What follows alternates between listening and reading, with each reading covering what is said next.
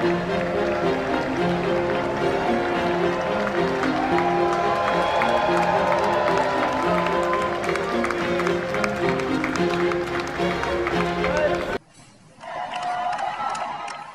14 বছর অপেক্ষার পর ডাউনিং স্ট্রিটের দখল এখন লেবার পার্টির হাতে।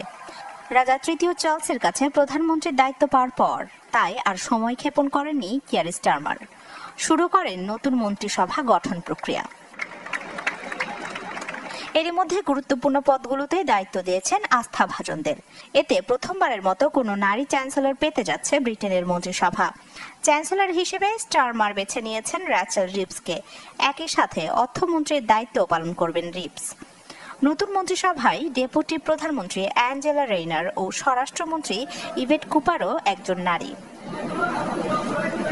এদিকে পররাষ্ট্র মন্ত্রণালয়ে দায়িত্ব পেয়েছেন ডেভিড ল্যামি।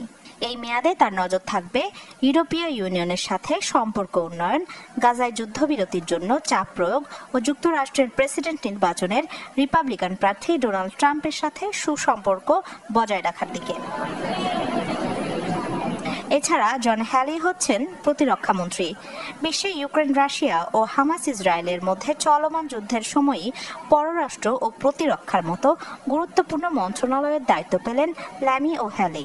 সেই সাথে ঘোষণা করা হয়েছে শিক্ষা, স্বাস্থ্য ও আইন মন্ত্রণালয়ে দায়িত্বপ্রাপ্তদের নাম। কনজারভেটিভ পার্টির ভরাডুবির পর দেশ পরিচালনার দায়িত্ব পেয়েই ব্রিটেনকে নতুন করে সাজানোর অঙ্গীকার করেছেন মধ্য বামপন্থী লেবার পার্টির নেতা ও বর্তমান প্রধানমন্ত্রী কিয়ার স্টারমার।